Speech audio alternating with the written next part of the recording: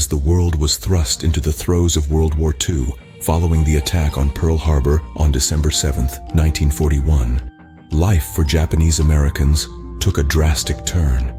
This era was a time of intense political upheaval. The world was in the grip of a global conflict, and on the home front, the United States was grappling with a rising wave of anti-Japanese sentiment. This was a time when fear and suspicion reigned supreme. Neighbors eyed each other with mistrust, and friendships strained under the weight of prejudice and paranoia. Pearl Harbor, a day that will forever live in infamy, was the spark that ignited this powder keg. When Japanese aircraft swooped down on the U.S. naval base in Hawaii, they didn't just leave a trail of destruction in their wake. They also left a nation reeling, a people questioning their sense of security, and a government scrambling to respond. In the aftermath of the attack, the lives of Japanese Americans were irrevocably altered. They were viewed with suspicion, their loyalty to their adopted homeland questioned.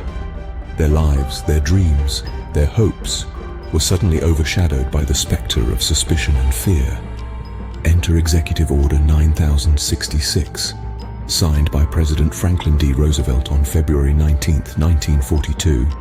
This piece of legislation authorized the incarceration of Japanese Americans. With a stroke of a pen, over 100,000 men, women, and children of Japanese descent, many of them American citizens, were uprooted from their homes and sent to internment camps. They were stripped of their rights, their dignity, their freedom, all in the name of national security. This was a time when the promise of the American dream turned into a nightmare for those of Japanese descent.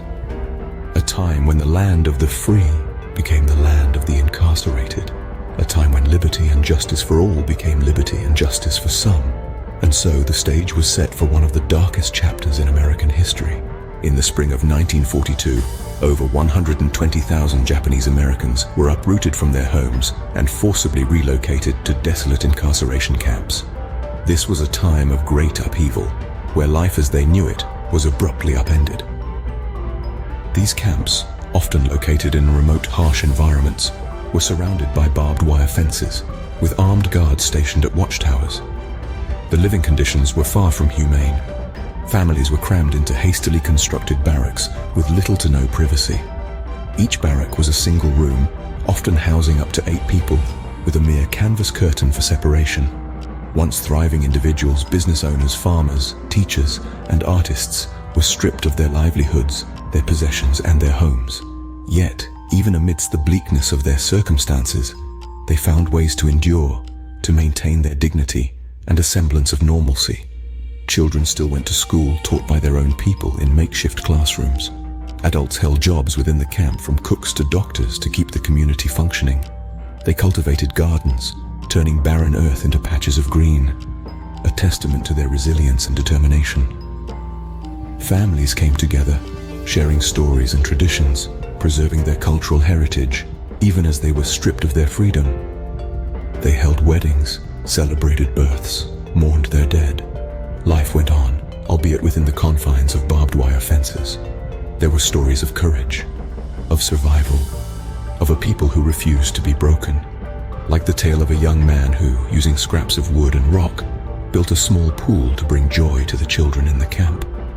Or the story of a woman who taught traditional Japanese dance to girls, providing them with a sense of pride and identity in a world that sought to rob them of both.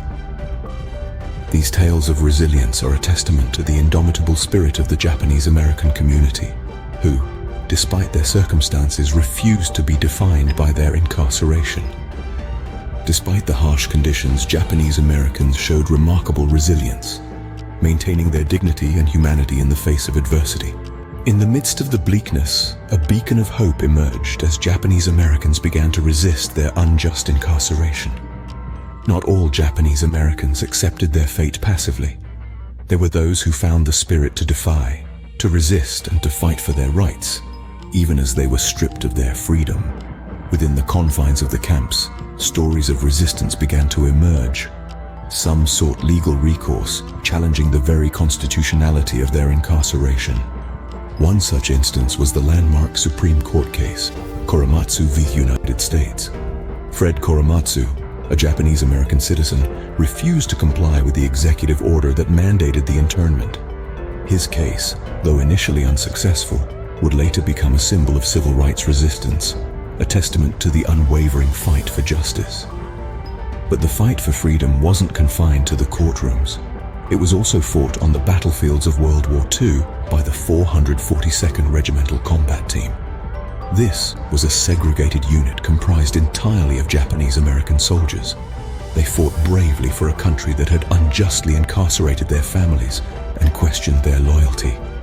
Their valor under fire earned them the nickname the Purple Heart Battalion. Their actions spoke louder than any words, proving their loyalty and courage in the face of adversity. They fought two wars, one against the Axis powers and another against prejudice and injustice at home. Their fight was not just for their own freedom, but also for the rights and dignity of every Japanese American.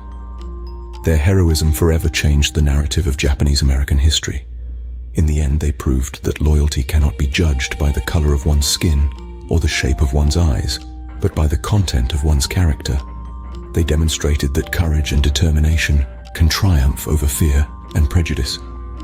They showed that in the face of adversity, one can still stand tall and fight for what is right. In the face of adversity, they proved their loyalty and courage, forever changing the narrative of Japanese American history. As World War II ended, the incarceration camps closed, but the scars of this dark period remained. The aftershock of the incarceration was felt deeply by Japanese Americans. They returned to a society that was still simmering with prejudice and discrimination. The stigma of having been incarcerated was a heavy burden to bear. Many faced economic hardship as jobs were scarce, and their properties, if not already sold or lost, were often dilapidated and neglected. Imagine coming back to a world that was once familiar, only to find it hostile and unwelcoming. The Japanese Americans had to rebuild their lives from scratch. They had to navigate through the thorny path of social ostracization and economic instability. It was a difficult period, but they fought on with the spirit of gaman, a Japanese term meaning enduring the seemingly unbearable with patience and dignity. This resilience eventually led to the Civil Liberties Act of 1988, a landmark legislation that officially apologized for the injustices suffered by Japanese Americans during World War II. This act acknowledged the fundamental injustice of the incarceration. It was a resounding statement that such grave violation of civil rights should never occur again. Under this act, the U.S. government provided reparations to the survivors of the incarceration.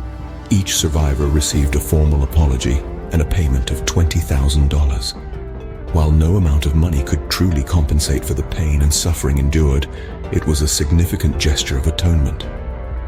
The redress movement that led to the passing of the Civil Liberties Act was an important chapter in the Japanese American story. It was a testament to their resilience, their courage, and their unwavering belief in justice. The redress movement marked a significant milestone in Japanese American history, but the legacy of the incarceration remains a poignant reminder of the fragility of civil rights. This chapter of history serves as a stark warning, reminding us that the fight for civil rights is ongoing and vigilance is needed to protect these liberties. The story of Japanese American incarceration during World War II is a testament to the enduring spirit of a community that faced unimaginable hardship. As we journeyed through this narrative, we delved into the historical context that led to the incarceration of thousands of innocent Japanese Americans, a time of fear and uncertainty, where a nation caught in the throes of war allowed suspicion and prejudice to dictate its actions. Yet even in the face of such adversity, the community's resilience shone through as they sought to maintain a semblance of normalcy within the confines of barbed wire fences and watchtowers. Life within these camps was far from easy. Families were uprooted, homes were left behind, and freedoms were stripped away. Despite this, the spirit of the community remained unbroken. They created schools, held cultural events, and even published newspapers.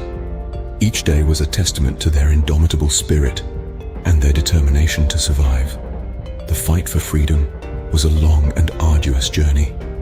It was a battle fought in the courtrooms and in the hearts and minds of the people. Despite the odds stacked against them, they never wavered in their pursuit of justice. Their courage and tenacity were instrumental in paving the way for their eventual release. In the aftermath, the process of redress was slow and often fraught with challenges, yet the community persevered, fighting for recognition, compensation, and most importantly, an apology. Their struggle serves as a stark reminder of the injustices they endured and the importance of acknowledging and learning from our past. Their story serves as a powerful reminder of the strength of the human spirit and the importance of vigilance in protecting our civil liberties, lest we forget.